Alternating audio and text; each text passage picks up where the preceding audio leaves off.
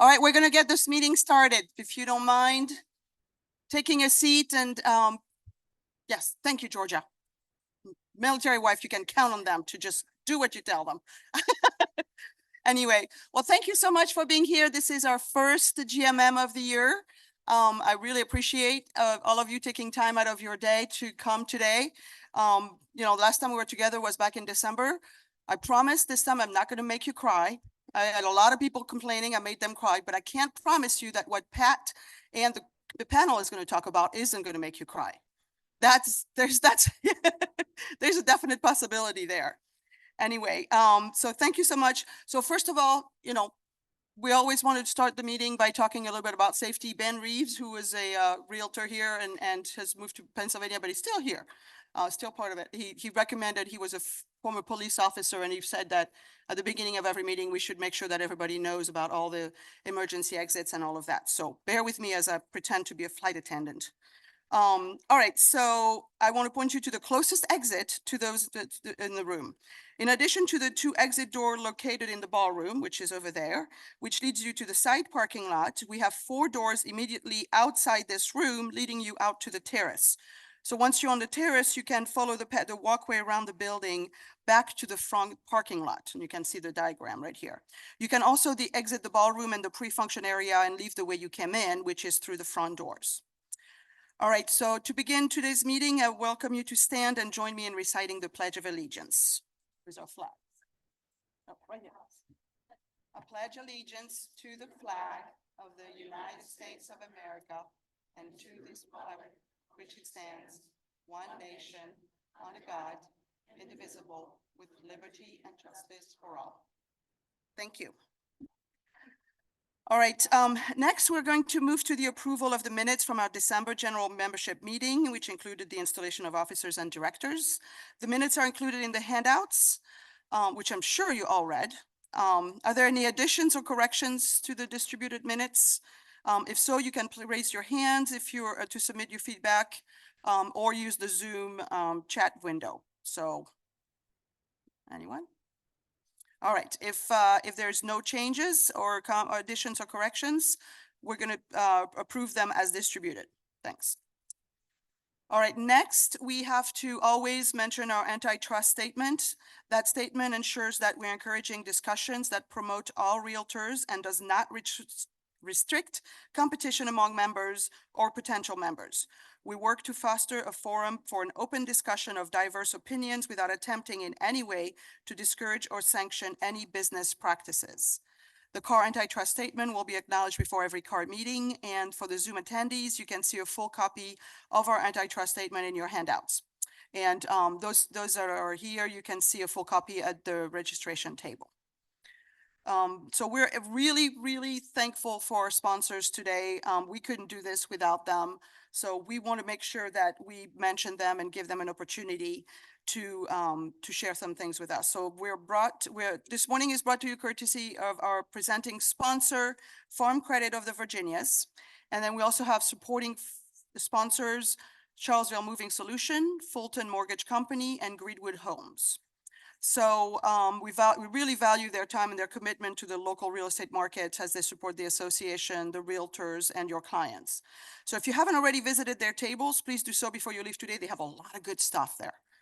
They really do, but more than just getting the trash keys, or the trick-or-treating, like we like to call it. Just talk to them and figure out what they can do for your clients, for your business, and how you can support them as they support you. Okay, so we'd really appreciate it. At this time, I would like to bring Megan Rogers from Farm Credit of the Virginias to share a few words, along with, I know she said she was bringing the whole team. So come on over.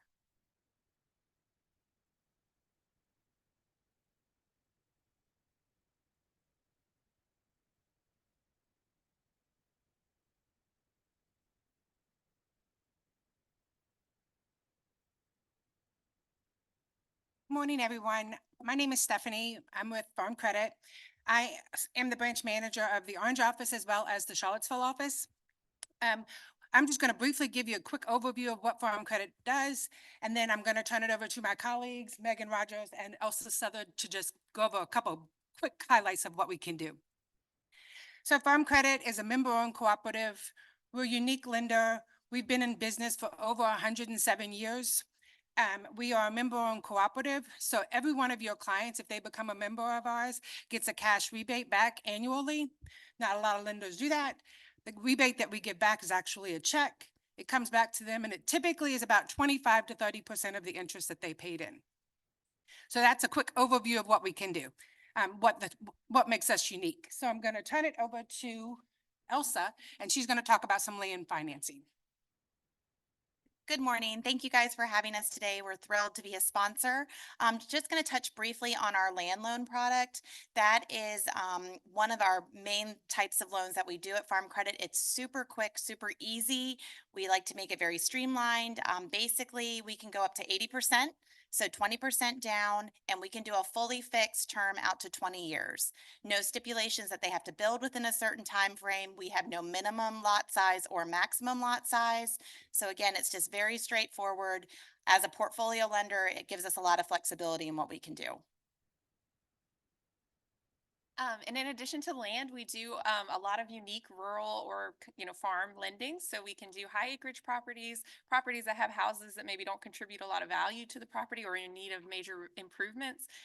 We can do unique builds like barn dominiums if it'll be their primary residence, and self builds are something that we offer. So even if you're here from another lender, we're a good resource to have in your pocket for those kind of more unique things that we can then maybe send back to you when they're done with their plans. So we appreciate you all having us here today, and please visit us at our table outside.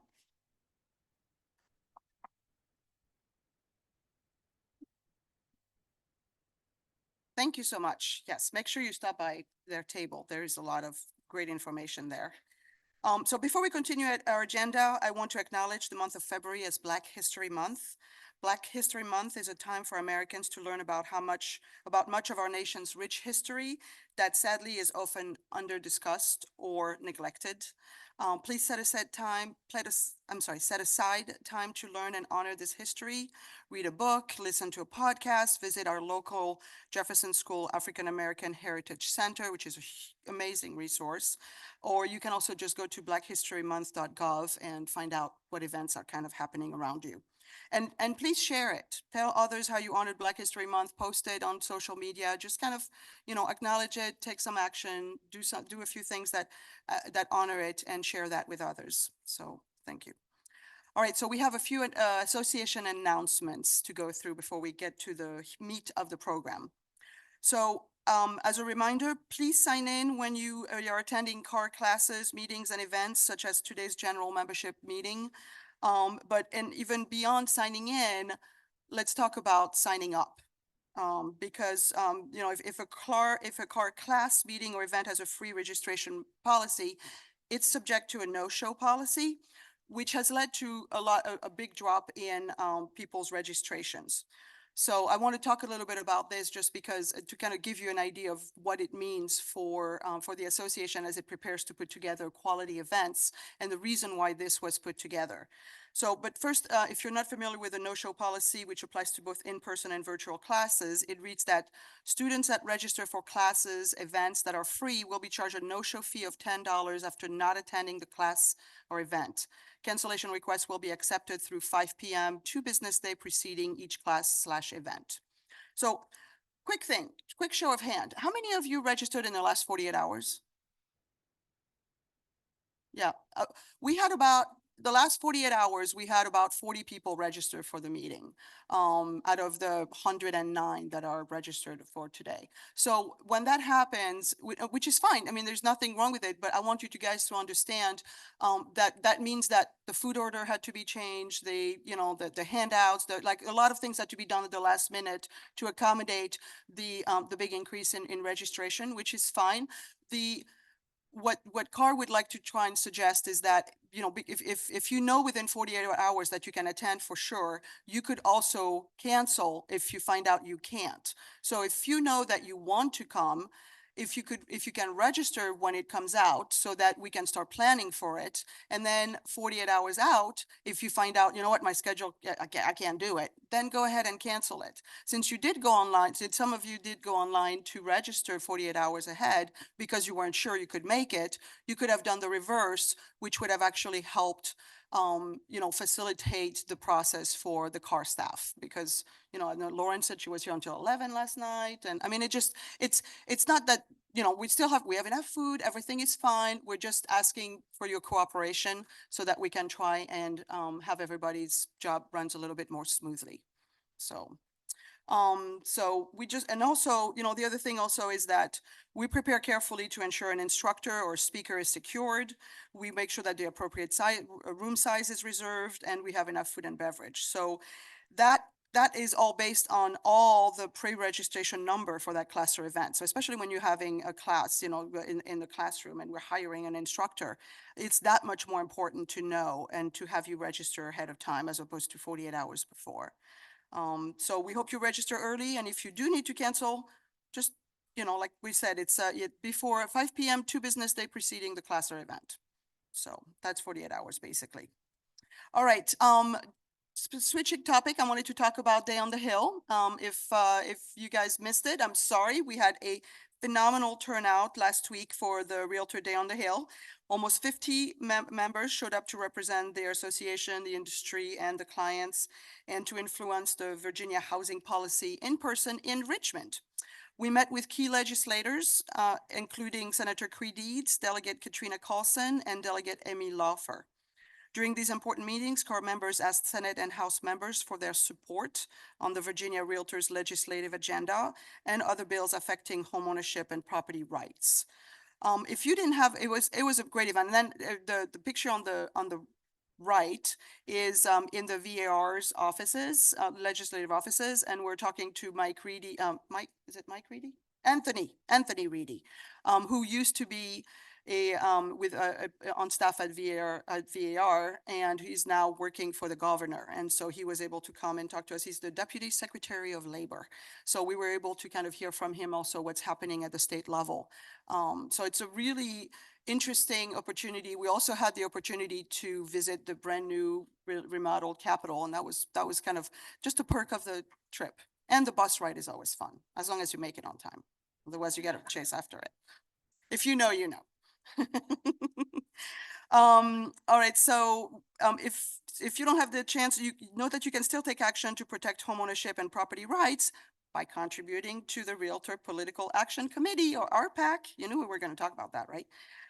Without funds from members like yourselves, we cannot support and elect candidates that understand and champion our legislative priorities and standing positions.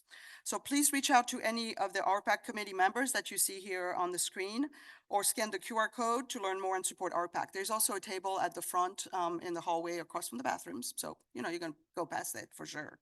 And so you can scan that, and please contribute to your business. This is our business insurance, basically.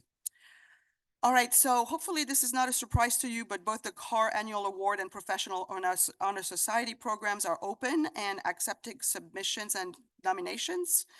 You can scan the QR code on the screen here and visit the awards program website and check out the various award categories.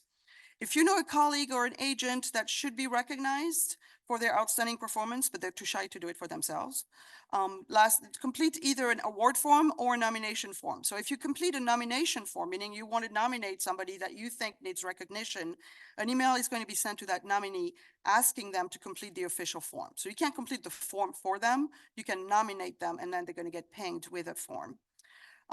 So I also encourage you to check out the Professional Honor Society, which is a really fantastic program to recognize agents who really kind of participate in their business in all facets, and not just on the sales, but also education and continue, professional development and involvement with the association. So if you attended at least 3 general meetings, diversity, equity, and inclusion events, or public affair events last year, so just 3, any of those, you already have enough points for the first section of the selection. There's 4 different sections within the Professional Honor Society. Participation in events that CAR puts together is one of them. So if you've just done it 3 times last year, you're a quarter of the way there. There you go.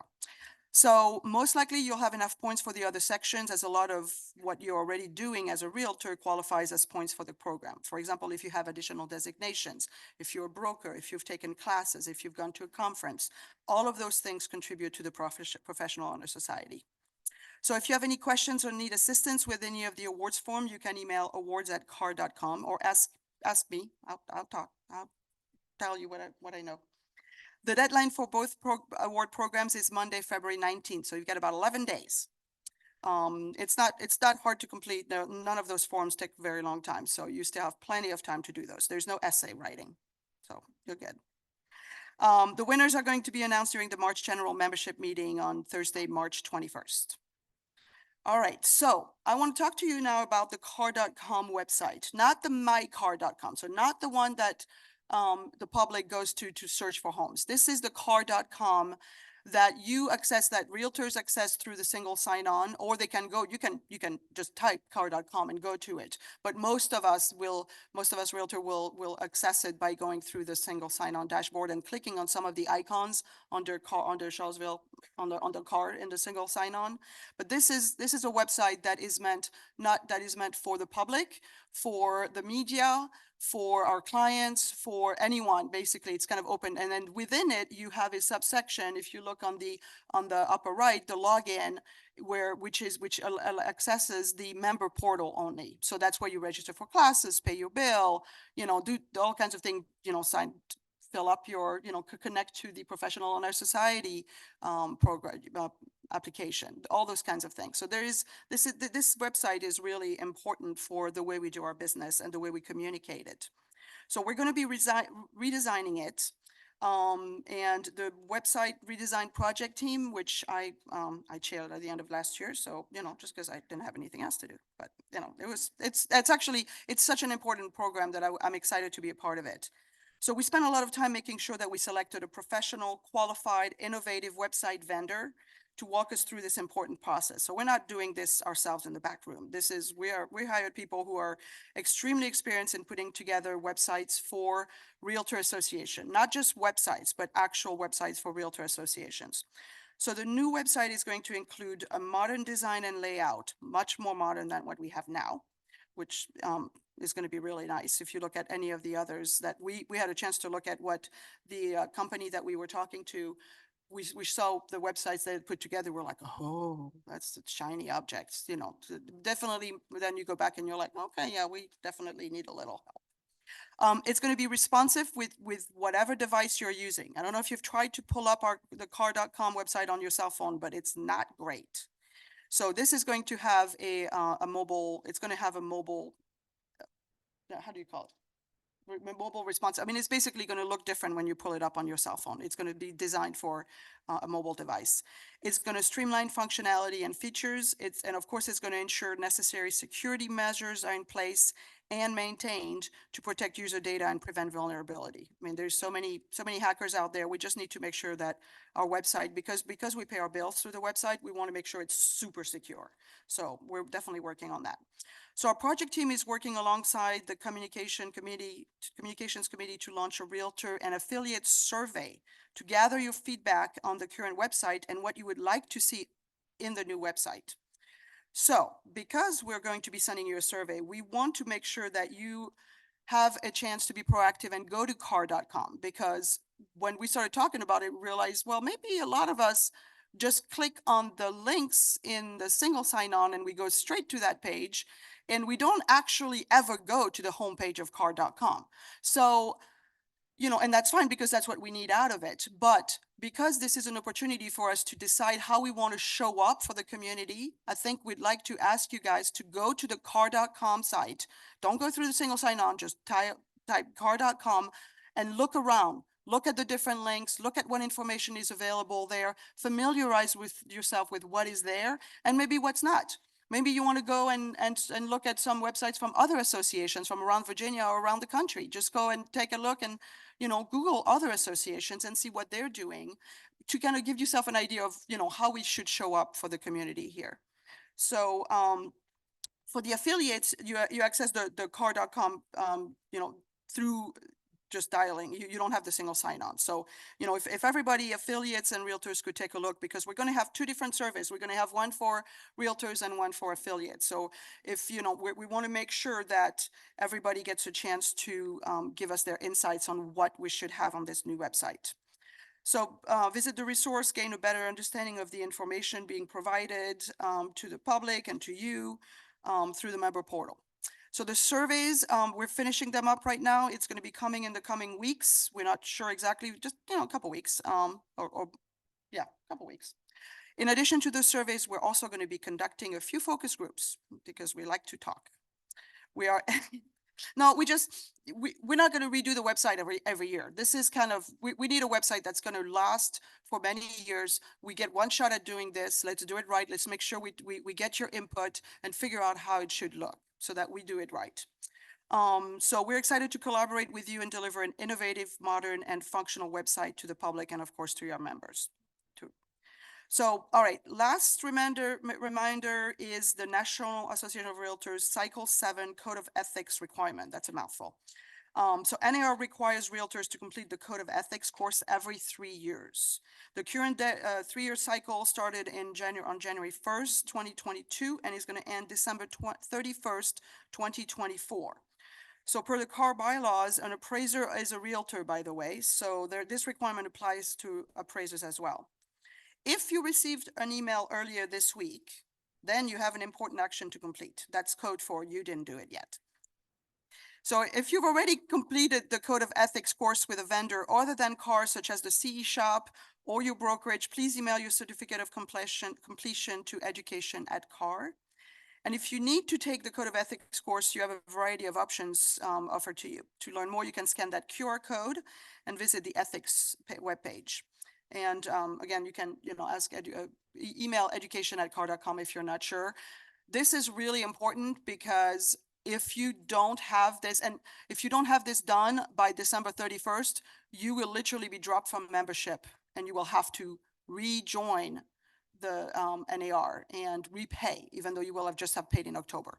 So this is no joke. Like, they're not kidding about that. Also, not all ethics courses that you take are going to satisfy NAR's ethics course requirement. So if you just say, well, I know, you know, if you look at DPOR and it's like, yeah, I've done my 3 hours of ethics, I'm good. Not necessarily. The way you can be sure is if you go to car.com, which I know you all will do, go to your hit profile. Look at the profile page where your picture is and it gets your name. It's going to say under there COE. I can't remember exactly. Like, it basically is going to tell you if your COE Code of Ethics requirements has been satisfied. So it's going to give you that information there right next to your picture. So make sure you check that. If it says it hasn't been done, then you have until December 31st to get to do the class. But like I said, not just any class. You can't just go online and do a quickie because it may not satisfy the requirements. So make sure you scan that QR code to make sure you get the right one. All right, I'll get off my soapbox now. All right. Lastly, to help you get to know each of our executive committee members this year, you're gonna start to see them getting more engaged and take on speaker roles in our events and meetings. I don't want to be the only one up here, so I'm pleased to share that Josh White, our president-elect, is going to run the second half of the meeting. Yes, Amanda, I'm coming for you next. So thank you for stepping in, Josh. All right, so let's move on to the main event, moving on to our main presentation. And I feel like this year there's going to be all kinds of words that are going to be put in there just to see how I pronounce them. I feel like there's something going on here. All right, so it's apple, oranges, and kumquats. I passed. Comparing and contrasting contract forms. All right. With no holds barred on foraging into any geographic real estate markets, buyers make offers on standard forms in use in the location of their selling agents, not necessarily cars. This expected practice proves a challenge for listing agents who are accustomed to their preferred standard forms. So I'm pleased to welcome a panel of experts to help us highlight differences among the 6 most frequently used contracts. Because we're going to, you know, we've started seeing them more and more in the last couple of years as everybody's geography has expanded. So I think we really need to take a deep dive in what they are and what we should do. So at this time, I'd like to welcome to the podium our moderator, Pat Whithill.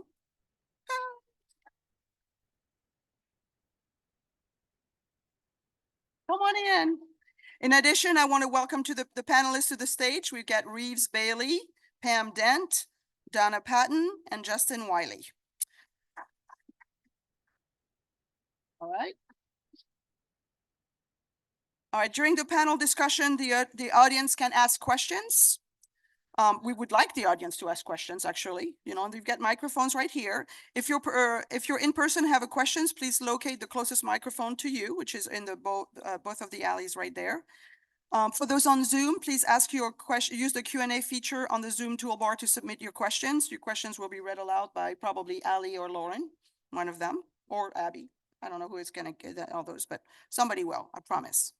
This presentation has been included in your handouts if you wish to follow along. It will also be shared along with this recording in next week's news group issue. So if you can't, you know, if you know somebody who wanted to be here but they couldn't, or if you have to leave early, make sure you watch all of this. This is going to be really important. All right, Pat, take it away. It's all yours.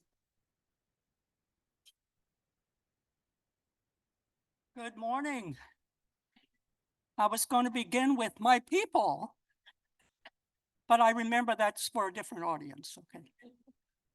First of all, I want to thank a few people for having helped us put this together. When we were asked to do this, it was a little bit intimidating because not every one of us, and yours and truly in particular, gets to go around the state and do a lot of selling, even though our license allows us to do that.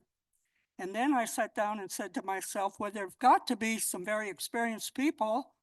And I made a choice that I think is very, very good choice. And I want to thank, first of all, the panel members who are giving of their time and their expertise. And you know their names. Nobody needs an introduction, but I'm happy to tell you that we probably have about 15 decades of experience up here. And I'm going to let you decide who has the most. And I also want to thank the support staff. Teresa Kirkhart as Director of Education and Lauren Graff have done a wonderful job getting a PowerPoint together that is really pretty to see.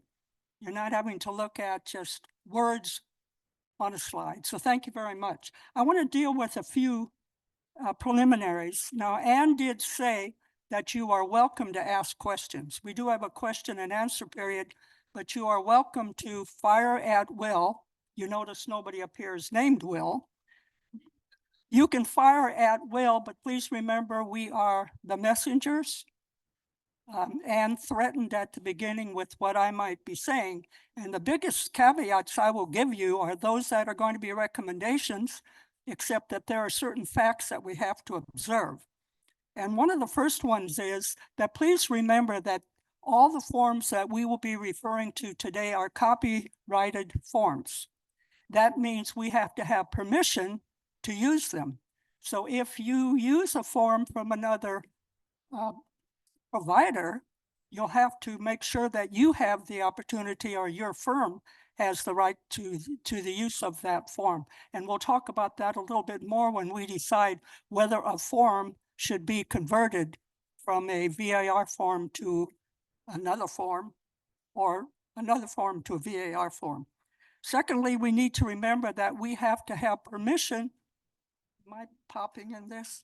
We have to have permission to show and sell in the area that we want to achieve a sale. Just the fact that we get permission to use a form does not mean that we have permission to show and sell, and permission to show and sell does not assure that we'll get paid. So those are a few caveats that are just facts of the case. One of the questions that we will, I'm sure, receive from somebody here is it better if a contract offer comes in and you are used to a VAR form, if you accept that form on behalf of your client, or do you wish to have it converted to a VAR form? Now we can deal with that matter now, or we can deal with it as it comes up. Is there a preference on the part of the panel in terms of dealing with that form? Is there a question from the audience in terms of preference, in terms of dealing with that matter? Beg your pardon? Oh, see, okay. Thanks, Ann. I was beginning to like you. All right. All right, let me speak from a risk management point of view.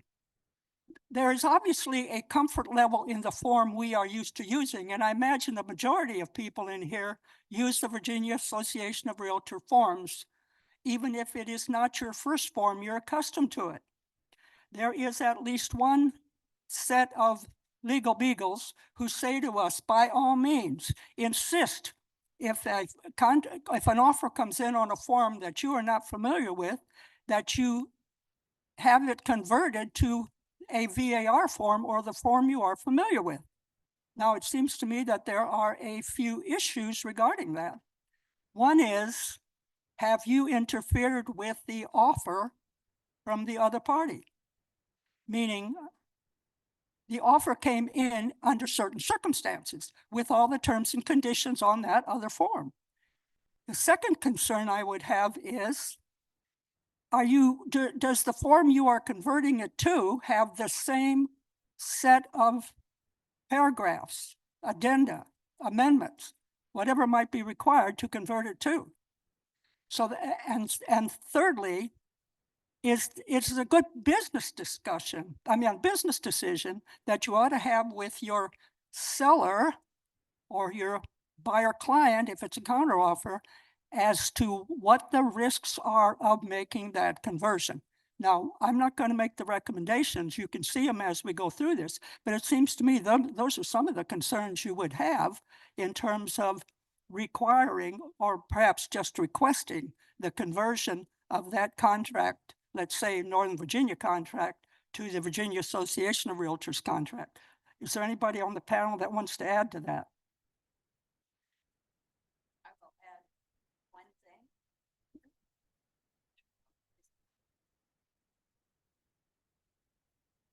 I'll add one thing to keep in mind, and I've had it happen, having it, asking the agent on the other side to put it on the VAR form. Sometimes, it does make it easier for your seller, maybe for you to explain it to your seller if you're not used to seeing these other forms, but it doesn't necessarily make for a smoother transaction. I've had it happen where the agents on the other side, they don't know what addenda we have. They're not necessarily, unless you tell them what ones to put it on, but they also, unless they're used to looking at our forms a lot, you get to parts of the transaction where they go, gee, I didn't realize that your seller didn't do the septic exam, and things like that. So it can get sort of sticky in there. So it's sort of a double-edged sword. Okay, thank you very much. I also want to, and on behalf of some of my French-speaking friends, say that you will find some faux amis, some false friends. For example, the Lynchburg Association of Realtors contract and the Central Virginia Association of Realtors contract on the first page look almost alike. And you look at them, you say, oh golly, this is going to be easy because they look almost alike. Well, by the time you get to the second page, the paragraph numbers change. And when the paragraph numbers change, we can't just look back and say, oh, okay, I'm going to look at paragraph 7 on each contract because it's not the same subject matter. So it's very important that we do take a look at those issues. The last thing I want to discuss really quickly is why there are so many contracts. Some of us have been here, as you know, since God made Louisiana. Not you folks, of course, right? We fought for a long time, some of us, on for and against there being a statewide contract. There still isn't one, and from my perspective, it won't ever happen in my lifetime. And part of the reason is because in the very far past, and it leaves Reeves, I know, is going to remember this, not because it's the far past, but I can remember when Montague Miller Percy had its own contracts. I can remember once, pardon me? One legal side. I can remember when Century 21, where I started my real estate career, I can remember when we had our own contracts. There were a lot of companies that had their own contract because the comfort level, the risk management, and the errors and omissions was in that form. Then finally, we started to get forms from other parts of the world, although in those days, even though our license let us go abroad, thank you for all the arrows, Lauren, we could go anywhere in the state. We didn't necessarily go there because we didn't have the same sort of impetus. We didn't have the internet to give us all the information. So you can sell in Bristol and live in Reston, right? Okay. So, and then the third reason, or the second reason, is because there was a lot of territoriality. So even when VAR came up with its forms, some of the other associations had already developed their forms. So there's territoriality, not just in terms of geography, but again, in terms of comfort level, local practice. And the last reason is because there has always been a financial benefit to certain of the forms providers. Some associations don't get into forms. Some associations do, but the forms in some associations are provided, for example, by MLS, and you buy your forms. So there's some financial benefit to some of the associations not yielding to the desire to have a state form.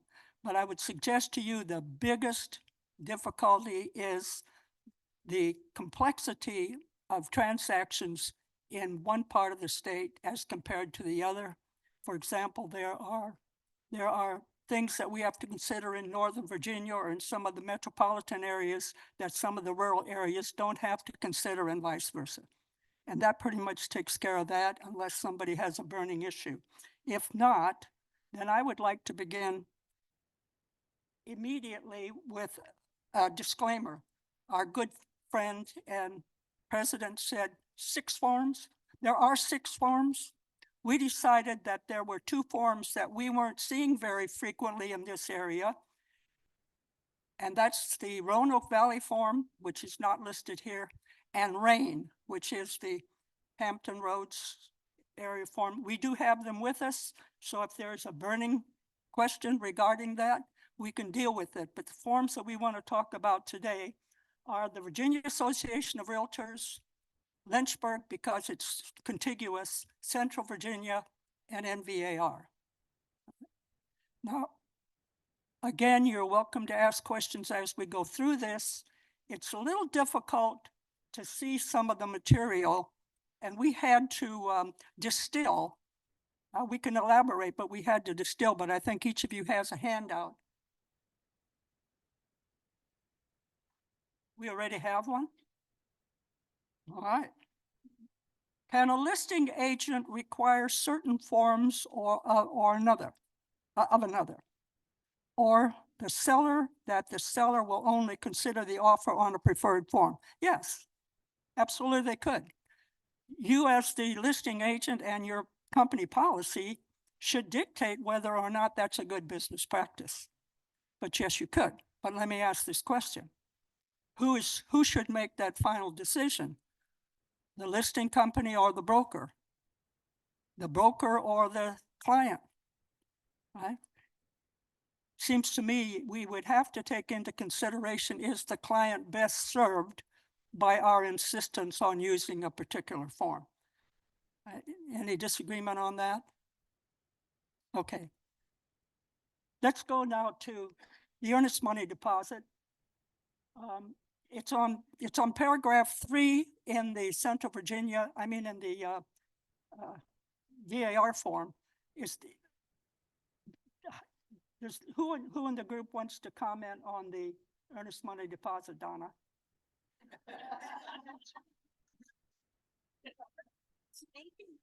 Right. It's just voluntold. So we have to remember with earnest money deposits, first off, you really want to look at your forms because they are different. Also, even if your company does not hold EMD, you are still bound by the rules and regs of our license law. And so it is still up to us to make sure it gets where it's supposed to be in the time it's supposed to be there. So each one of us are talking about different forms. In the Central Virginia form, CVR MLS, it says in the paragraph 8, that the purchaser will be in breach and seller may terminate the agreement by written notice to the purchaser, and neither party shall have any further obligation. So, you have to make sure the EMD is where it's supposed to be, and if it isn't, get an amendment. Make sure everybody knows where it is. And you also have to say in the contract who's holding the EMD, not to be determined. Any other comment? Reeves? The only thing I was going to add is that this particular clause, it is probably the one that's the most uniform among all the different contract forms because it's so dictated by state law. So there's really good uniformity there between the different ones, where we'll see that there's not good uniformity in some of the other forms. I think you'll notice also that they all make reference to that section of the law where forfeiture of a property automatically terminates, but read it carefully, because even though it says forfeiture, which would indicate that the seller no longer owns the property, therefore cannot convey, it does give a caveat that forfeiture does not necessarily address the right of the buyer to get the earnest money deposit if there's any question about the buyer being in default. The presumption is that the buyer will get the earnest money deposit if there's forfeiture, unless there's buyers in default. Any other questions? Any questions from the group on earnest money deposits?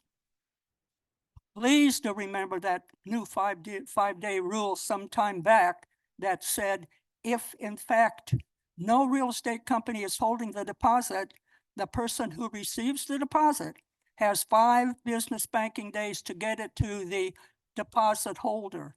So if that means you got to get it to the closing company or to some attorney's trust account or some other deposit holder, you've got 5 business banking days to get it there. Yes. So Virginia Realtors took this out. I may have pushed when I was on the committee. Some of the other places still have it in. When they talk about an extended deposit date in a form, that doesn't mean you take the 5 days and you add whatever is in the form. Whatever is in the form is when you have to have the deposit there. It is not an addition. Correct. And also remember, please, that the VAR form no longer has a nice little box that you check that says you're holding the deposit. It's now entirely up to us to find out where the deposit's going to be, when it has to be there, and the identification of who the deposit holder is. And by the way, that is a negotiable item. If a seller or a listing broker's company policy says we need better information on where that earnest money is being held, that's as legitimate to debate as the amount of the deposit. Are there any other questions on that at all, anybody? Let's then move to I don't know why I should look down here. I can look up there and I can look there. How about the paragraph on sellers to pay? Reeves? So all the contract forms spell out in certain detail what would be a buyer's expense, what would be a seller's expense. But here's one of the things about anytime you're using forms. So we're all members of Charlottesville Association. We're all very used to the VAR forms. We speak a common language, if you will. But there are things ways that we behave, I'm not going to say that are inconsistent with the contract, but they're nuances. Contract can't cover every single little detail. It's not possible. There's always some interpretation that's there. If you look at the Lynchburg Association contract under their expenses and prorations, it says, and any other fees applicable to the grantor by custom. okay, what does that mean? And if you were in Lynchburg, they speak a common language. They would know that, oh, well, that just means that the seller pays for this and the buyer pays for that. In Charlottesville, we would tend to do the same thing. And yes, I know we have the Settlement Procedures Act that spells out what the settlement agent has to do. But just that little phrase to me sort of cuts through all four of these contracts, not just in the settlement expenses category, but in all of them, to say that there are things that we do by custom locally. If you're dealing with an agent who's come down to Charlottesville and shown your property and brought you a contract on a Northern Virginia form, you're not speaking the same language. They're going to make assumptions in that contract and have a certain way of acting that's not going to be the same as what you're used to. So even though you might read the contract and say, this is what it says, there's still local custom that they're operating under. So. Pam, did you have anything you wanted to add to that? I did not. I'm okay. Okay. I would like to move to the subject of seller concessions. It's a controversial subject because the word concession itself has sometimes ambiguity. And it also is a matter of where and when does the concession kick in. And while we won't be discussing commissions in this group, commissions sometimes are influenced by people's interpretation of seller concessions, and if a seller doesn't pay commission because there are concessions. So I want to address concessions to the group. Reeves, you're dying to deal with this? I'm not. But so beyond the contract forms, I know we're focused on contracts today, but you also have this whole layer of MLS rules and regulations that speak to this particular issue. And so what in the Paragon car MLS rules does it say about concessions? Well, if you haven't read it, you should read it because it talks about that sort of topic. But again, so here's another little interesting point. We're in a data share with Northern Virginia. So if I put a property in Paragon through CAR, then I'm subject to CAR's rules and regulations. I know CAR's MLS rules and regulations well. But if an agent from Northern Virginia puts a property in via Bright, it shows up in my Paragon. I can search it, I can show it, I can bring offers. I've been offered compensation and cooperation, all that good stuff. But they are not subject to CAR or Paragon's MLS rules. They're subject to Bright's rules because that's where they put it in. And the rules for Bright with respect to things like concessions and how it gets documented and how it might get treated are not necessarily the same as Charlottesville's. Same thing would be true with Lynchburg. Same thing would be true with Richmond. Donna? Also, you need to remember that your MLS gives you offer of compensation. MLS also speaks to the fact that we as professionals should be able to rely on what is in the MLS as to what we're being paid. So a concession needs to be upfront. It would be in the offer. It is not, and if you have in the MLS, you know, what's happening with concessions and how the agent will be paid, they need to know that upfront. It is not once the home inspection comes back and the guy goes, or the lady goes, I don't feel like making this repair, I'm going to give you money. That is not a concession. It is a concession in terms, but it has nothing to do with the amount that the agent has already figured out that they will be paid for that. It's just the fact that the owner doesn't want to make the repair and now they're giving money up. That has nothing to do with compensation and everything. So when the offer is put in, you should be able to know how much you're getting paid. Is there any other comment, Justin?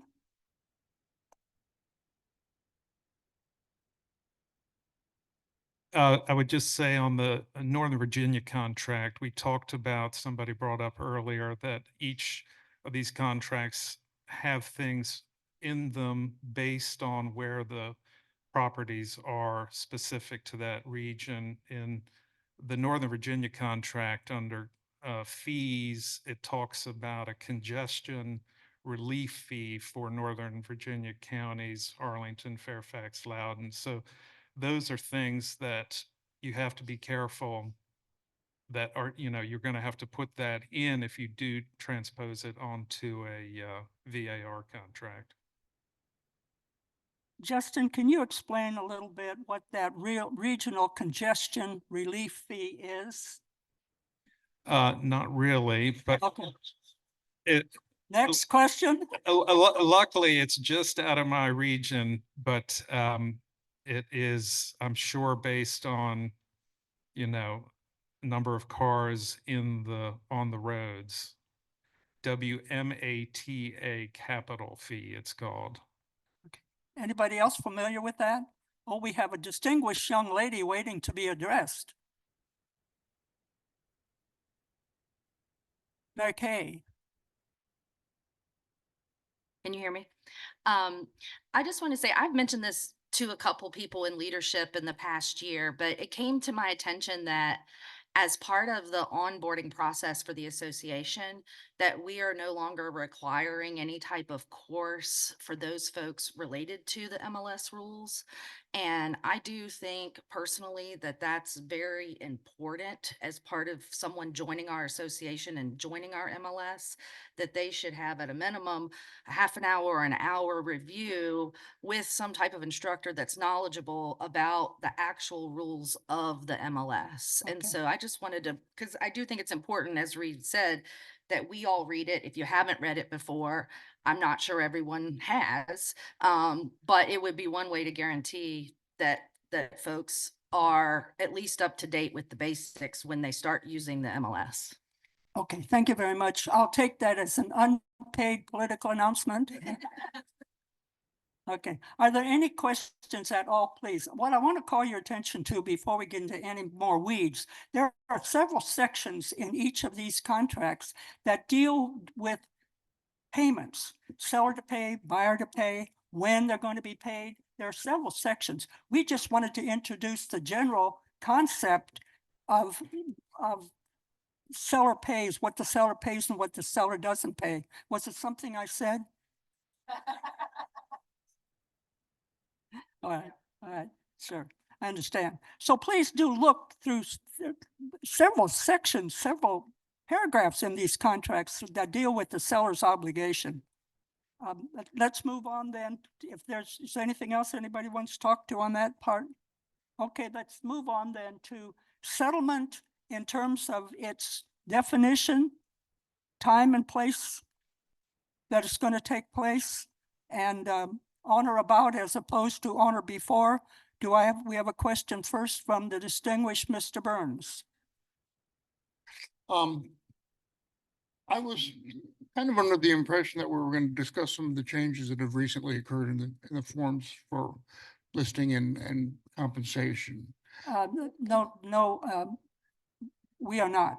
You're talking about the February 1st forms Yes. That's a different subject. These are just contracts today. Yes, but you just said something that struck a nerve, because our MLS for years has required some sort of buyer compensation. Is that not true? Historically, yes. And am I correct that the new form really negates that? Because the seller of a Well, property can now say zero And compensation. of course, it's not our forms that negate it. It's the forms are now accommodating a new practice, and in some cases, a new regulation that has to do with the impropriety of having any MLS specifically require that there be a cooperative brokerage fee stated. Okay, that's what, you've clarified that for me, because I think that probably is one of Right. my agent's most And important I concerns. would think that if the group wants it and CAR can accommodate it, we could be certainly having another little session sometime on the changes in any forms since February 1st. Yeah, I think Two that'd be, primary ones, and I'll just give this real quick caveat. The two primary ones are the listing agreement and the buyer representation agreement, and you will want to very carefully look at those forms. Beautiful. Did you Thank hear you. that, everybody? Abby said we have a program coming in March that will accommodate the review of those forms. Okay, let's go now to settlement defined and on or about as opposed to on or before, etc. Pam,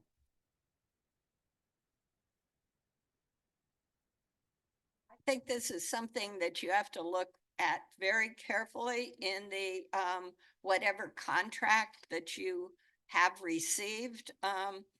Lynchburg, and I think this one is also similar to, the Richmond one. They have two choices under settlement possession. And you can either say settlement will occur on or before a certain date or a reasonable time thereafter, and that's kind of vague, if the purchaser or seller is making diligent effort to satisfy any contingencies. Now, then there's or, you can check this box. It gives a date and it says if settlement does not occur within 10 days following that date, then the party and it also is subject to the seller's right to cure any title defects with, that time frame. And I think they get 30 days. But the whatever party is ready to, willing and able to perform has the ability to terminate the contract.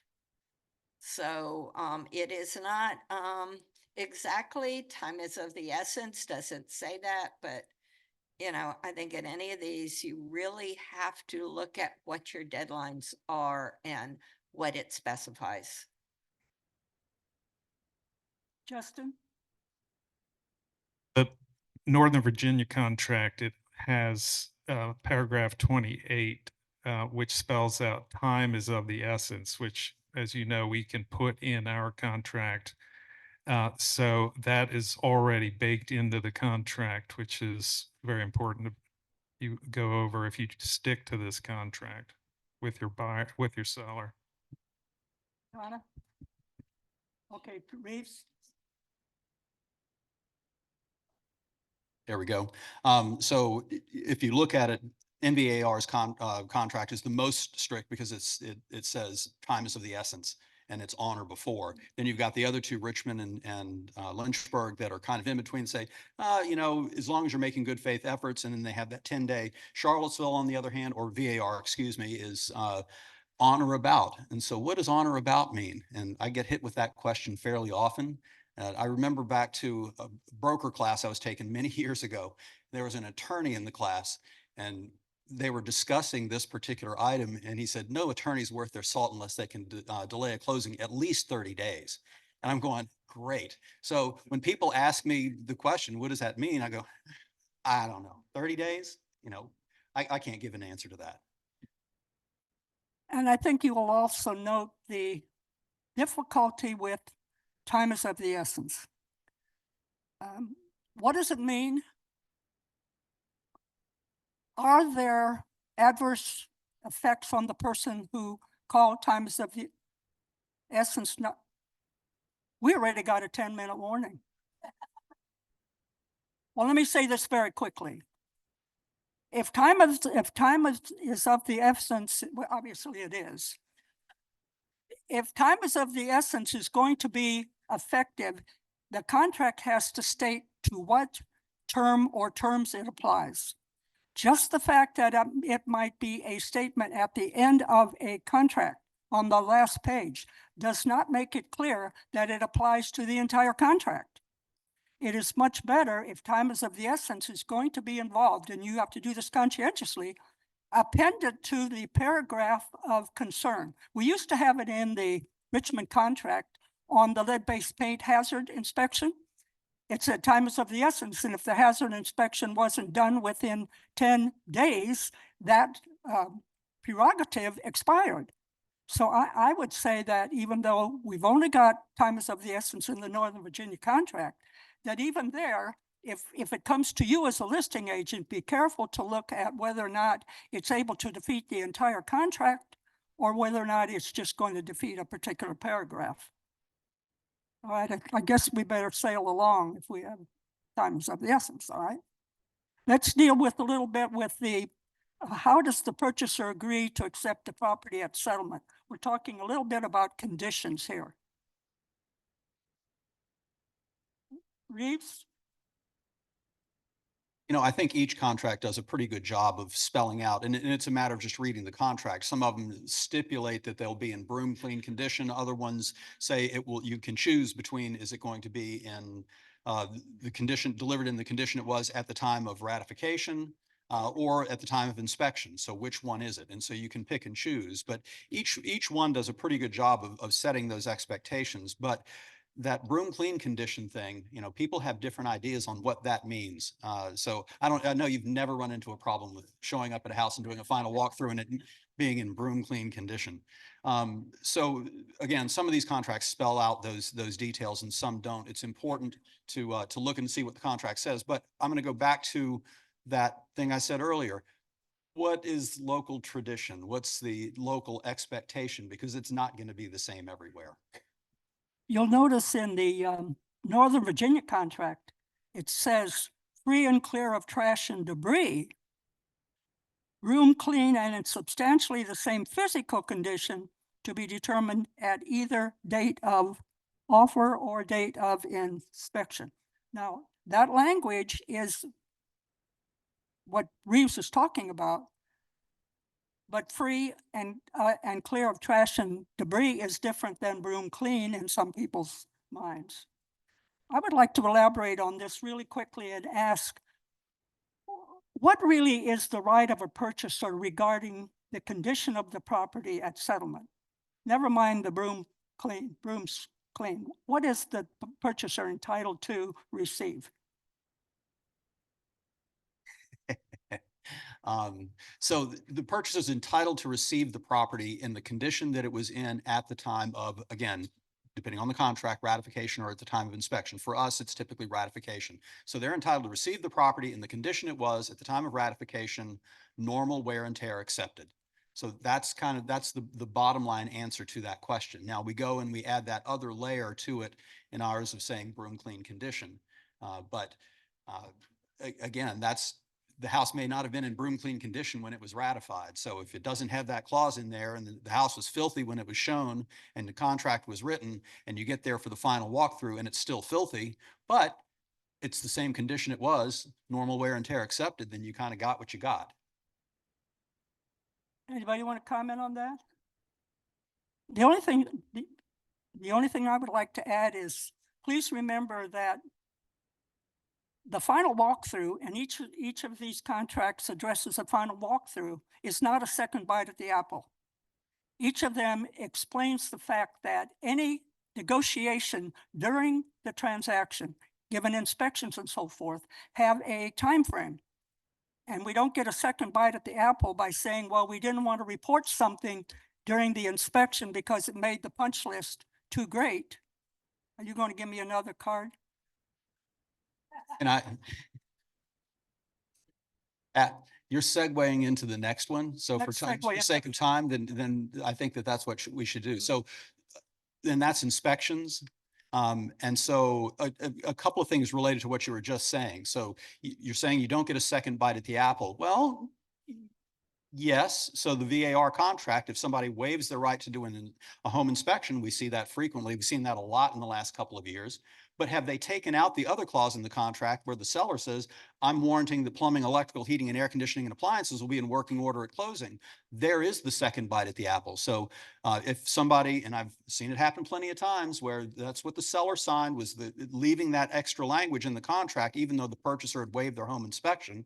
And then the day before closing, the buyer shows up with an inspector who's testing every electrical outlet, looking at the plumbing, looking at the appliances, which they have the right to do under that particular clause. And now they're giving you a punch list saying these things aren't working. You warranted to be in working order at closing. So you have to be careful on what that second bite of the, that particular issue. The Northern Virginia form is really specific about this. And it says, if you waive your right to inspection, you are really waiving your right, and they will not permit any other inspections or anything of the sort. And it gets into more detail about that sort of thing. So you have to be careful on that. And the other thing I wanted to throw in about the Northern Virginia inspections and all the other contract forms, we have that 5-day right of extension. You run into a problem and you get 5 days to extend. None of the other contracts have that. We're the only ones that have that. Donna? So CVR MLS has an optional paragraph in their form. And you either check it is or isn't applicable. And it says that if in lieu of submitting a repair request, purchaser may instead terminate. Although, if purchaser submits a repair request to the seller, then the purchaser waives their right to terminate the agreement pursuant to this paragraph. It also talks about utilities, they all do. But this one says if the utilities are not on, it automatically extends the inspection period for 10 days. I want to throw something in that just occurred to me, and that was on the subject of the appraisal. One of the contracts, and I think it's the CV, I'm not sure which one it is, but one of them makes a choice on the appraisal. What it says is if there's financing, yes, the seller will allow an appraisal. But if it's a cash contract, the seller has the option to say yes or no on the appraisal. So that's a Lynchburg and I believe Northern Virginia both have that. Huh? Yeah, okay. A couple other things, and I would look into also, who is doing, what inspections are included, like in Lynchburg, the seller is doing a visual inspection of the septic. If the buyer wants any other septic inspections, they have to do that during their inspection period. And then I know that we aren't doing Roanoke, but in that contract, in the Roanoke one, there is no mention made of wood destroying insects or water testing by the sellers. They've got that in all the inspections that a buyer has the ability to do during their inspection period. And I want to point out one thing on the screen. Please note that some of the contracts do define defects or deficiencies. And the statement of something being a defect or deficiency is supposed to comply with that definition. The only other thing I was going to add about the Northern Virginia form, for our forms that we typically use, it says you can do inspections on these things, but it also says but not limited to. If you look at the NVAR form, specifically says that you cannot do radon, well, or septic inspections unless you attach a separate form that enables you to do that. So it's a more limiting inspection process in Northern Virginia. Again, unless you're going to, you can't just use their form and say, oh yeah, we're going to do radon too. No, it's specifically excluded, where in ours it would be perfectly allowable. Okay, Donna? CVR MLS has well, septic, or municipal systems. And how you're doing inspections. It is not a separate addendum. You also want to make sure that if the inspections are going to be of other dependencies or other structures, that they are identified, because that is required in some of the contracts. You don't just get to say all the dependencies. You have to state which ones they are and identify them as a dependency, so that you have the ability to negotiate, if you will, what is going to be inspected beyond the primary residence. And what? Okay, can we say this one last thing? Please. We were asked to please clarify to as much as possible that part of the VAR contract that deals with the Bureau of Insurance requiring the single settlement agent. Remember that the Bureau of Insurance letter is meant to say that the purchaser selects the settlement agent, and that settlement agent's primary job is to disperse the proceeds. And dispersing the proceeds includes all bills and commissions. So we want to be very careful to explain to people what that settlement agent's job is, and then read carefully, especially in the VAR form, what the expectation of the buyer and the seller are regarding their particular obligations. Well, we have yes, way in the back, please, Abby.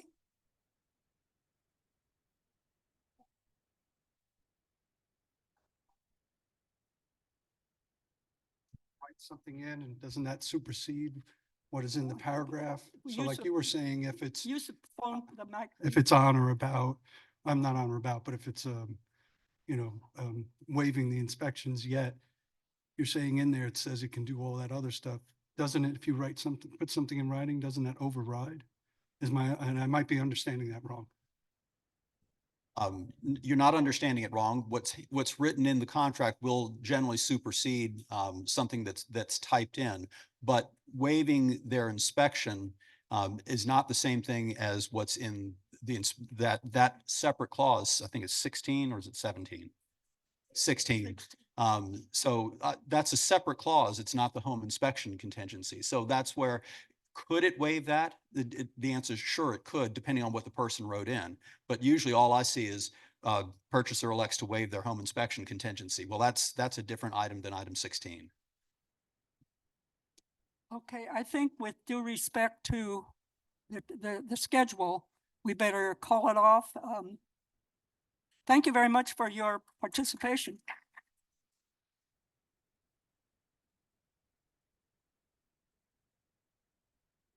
Let me get out of here.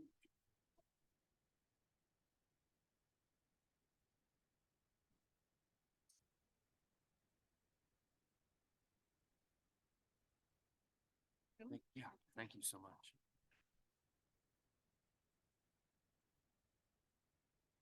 All right, let's give another round of applause for our panel and for Pat.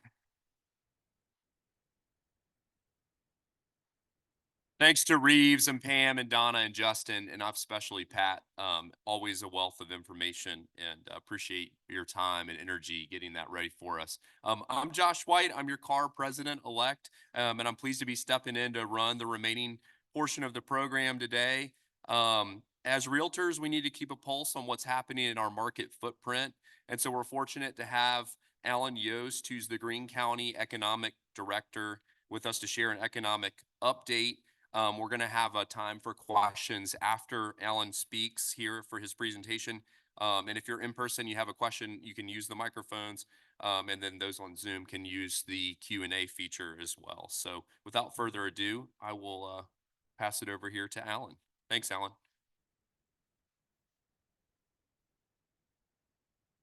Good afternoon, everyone. If I could have the emergency exit plan, because you may want to just leave right now. Yeah. Thank you all for being here today and giving me this great opportunity to be here. I'm passionate about Greene County. I've lived there 30 years. I've played multiple different roles. I've been a principal at the primary school. I've taught, I've done a lot of different things in the county, volunteer on a regular basis and multiple committees. It's an exciting time to be part of Greene. It's something that to be in the middle of the progress that's going on right now. I couldn't have a better job in Greene County right now, and I'm honored to be here. Just travel north and you'll see lots of dirt moving. If you go north of the Albemarle County line, you'll see a lot there. Let me first figure this thing out. That's me. So let's talk about residential first, is probably what you're most interested in. There are a lot of commercial developments or residential developments on the books right now. There's a lot going to be happening in the very near future in Greene County. I've listed these pretty much in the lease, moving the furthest away from development to much more more developed in the process. So first off, the Blue Ridge Meadows is a new project in downtown Sandersville. It's a interesting project. The town approved the PUD. The part in the county did not. So that's still an R1 property, zoned R1. So Blue Ridge Meadows was just recently approved with that PUD and denied the R1. There is no site plan in place yet or anything of that nature. So they're just in the infancy there. Wood Park, and I actually have pointer, I tried to put a map here. Hopefully this will work. Wood Park is actually east of 29. Let me get my bearings down here. The corner just east of Ruckersville. Wood Park is a large development that was zoned senior. Previously, and about a year ago, it was rezoned to a PUD, which is mainly the PUD has a mixed use of R1 and R2 in it. The focus will be there. It was the senior zoning was given up with the idea that a lot of the housing would accommodate seniors, a lot of first floor living, single floor living, that type thing that would attract seniors, but would be a much more marketable product. There is not a site plan in place for that as well at this time. The Arbor Senior Apartments, if you head south on, or head north on 29 from here, just across the line, right here in the corner there, is underground, or is underway. There's actually, they're putting sewer lines in. When I drove by this morning, I actually saw all of that. It's the dirt is moved and it's rolling forward there. The Creekside Pretty Creek, all the way out Pretty Creek Road, which is kind of behind the Sheets area. That property is about 1,500 residential. It is being, they have bulldozers out there, they're moving it. All of that's moving forward as of now. I have not been out there in 6 months, so I'm not sure 100% the status, but I know there's dirt being moved there. The Four Seasons community is just west a little bit, Ruckersville, behind the Tractor Supply, if you're not familiar with it. It's a senior plus community that's been there for about 20 years. Phase 1 has been developed, has kind of sat there for the last 10 years or so. And now they are rocking and rolling there. They've doubled the size of Four Seasons, and they have additional phases planned there as well. The Villages at Terrace Green, to me, this is kind of the most exciting project. It's just across the line as well on the right-hand side by the water tank. I'm going to talk about that a little bit more detail. But as of right now, as of this morning, remember, I have the clicker here. As of this morning, actually 7 a.m. Tuesday morning, because I had to have this presentation in by Tuesday. 7 a.m. at sunrise, the dew was still on. It's completely leveled, completely. 50 acres of the 70 acres, the 288 apartment complex, our townhome community, all the sewer in that is being laid. They have in phase 1, 144 of those townhomes, high level, high end of townhomes that are going in. It's a mixed use property, and I'll talk more about that later. But let me talk a little bit about businesses. Just real quick with the residential component, total here of over 2,000 to 3,000 residential dwelling units that are going to be on the market very shortly in green. So it's an exciting time with that. Business-wise, if you haven't heard, this is exciting. Stonewall Harley Davidson from Waynesboro and Orange, they're consolidating into Ruckersville. The footers are poured for that. This morning, they were about ready to pour the concrete pad for the flooring. It's rolling right there, just past the Food Lion. There'll be a significant attraction for out of the area, people coming by. Sunbelt Rental is moving just west on Route 33 next to Tractor Supply. Clayton Homes is moving to the same location right next door. Also there, 3 of the 4 lots just sold within months of each other. An interesting product, there's a electric bus company that builds in North Carolina, and they needed an EV charging station for their buses to transfer them to Northern Virginia. So they are putting in a commercial grade electric vehicle charging station for people. And their plan is to move the buses halfway, charge them overnight, pick up the buses that were left there and move them forward. So I'm going to have to talk a lot faster because I'm getting the orange card already. Wow. And I just became friends with Josh. Come on, man. So that's exciting. 2 potential recreational facilities are coming in place that I cannot talk about at this point, but they will change the face of recreational opportunities up there as well. Sojourners Glamping Resort is moving forward. They have a concept plan out there with approved a site plan for 10 units to begin with of the 144 glamping sites. Sandersville Business Launch, we just had a community business launch grant that we were awarded. 28 entrepreneurs signed up for the class to bring businesses to downtown Sandersville. With that and the other development that's happening in town of Sandersville, Sandersville is going to be moving forward. I'll talk real quick about the villages. If you're not familiar with it, these are the townhomes I was talking about. Here will be, if you've been to the villages at West Broad or Loudon one Loudon, I always get them backwards. It's the same concept where you have a downtown with retail space and loft apartments above it. Will be this commercial boulevard here with mid-sized boxes here, grocery stores, things of that nature. But what's exciting about this, to support all the residential, we have a 350,000 square foot SUP for light manufacturing research development that can be broken up into 50,000 square foot buildings, one huge 300,000 square foot building, but they have a special use permit to support that there, which would be a significant employment center in the area. As I said, that was the other morning. This is concept plans of the downtown area of that village center. Here's the overall with townhomes behind your downtown villages at West Broad. I brought that up. If you know where the REI and the Trader Joe's, that was a model that we pitched to this developer to come in and do. And then this would be the employment centers, whether it's individual pad sites or one over arching site. And just the last couple things, because I haven't got my 1 minute, I'm going to take advantage of it. I know you have a question about water. The water impoundment, 100-acre water impoundment has been engineered. The county is at this state right now of looking at the funding and the financing component of it. We do have a new board of supervisors with different priorities. It might make it a little bit interesting to watch, but the land is acquired, all but a couple acres. The engineered, so we are just looking at how do we finance it.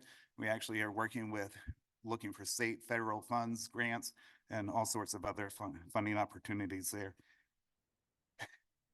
With that, I will like to say, in addition to the residential I talked about, the businesses coming in, this is an exciting time. If you're familiar with Rivanna Futures, which is a Albemarle County project surrounding the Rivanna station, you look at UVA Research Park, they have created a new model in how they're selling property.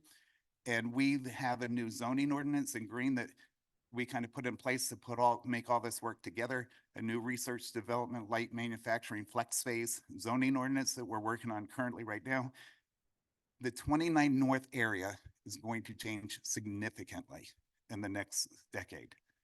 The opportunities, I'm working closely with my Albemarle counterparts, UVA research counterparts. We have an incredible opportunity to change the face and things going on north on 29. So to me, it's an exciting time, and I think it's an area you need to watch heavily. Rose blew up the last decade. I think watching the 29 North area is worth your while. I'm extremely bullish on it.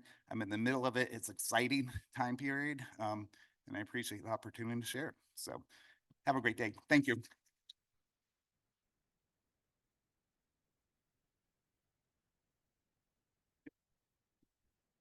All right, thank you, Alan. We have time for maybe one question. Anybody have a question for Alan? If you do, oh yes, sir, Dan.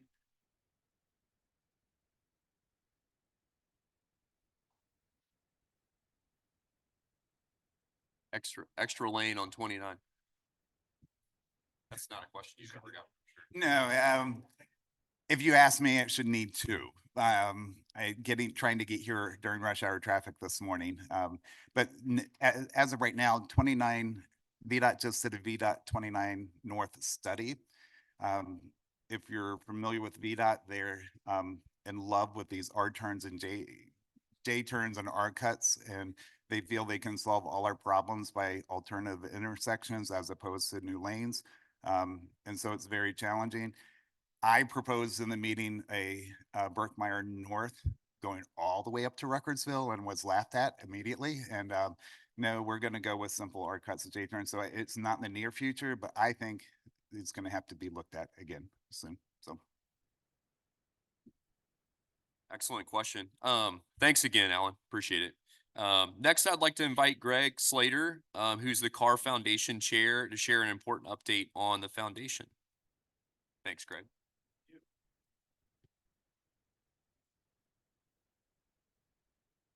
Thank you, Neil.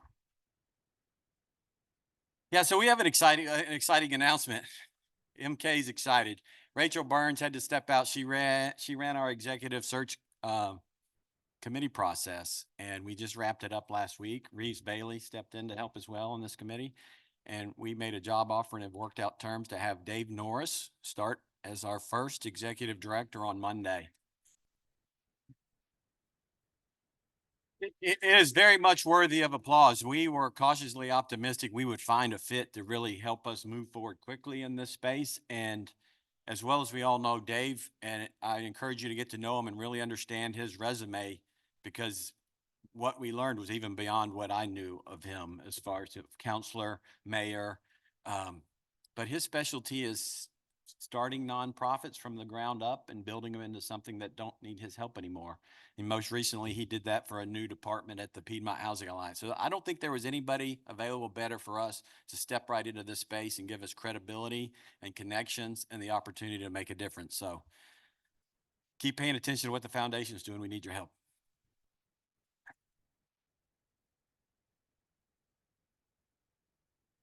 Right. Thank you, Greg. That's awesome. I'm excited about the foundation and what they're going to continue to do. So to conclude this morning's meeting, I'd like to welcome the following new Realtor members. And we've got a lot of them, which is great. And then also I welcome some new affiliate members too. So thank you. Thank you for your support of Carr. As always, please check the Carr education and events calendar for upcoming education events and programs. And again, thank you for your time with us this morning. And this meeting is adjourned.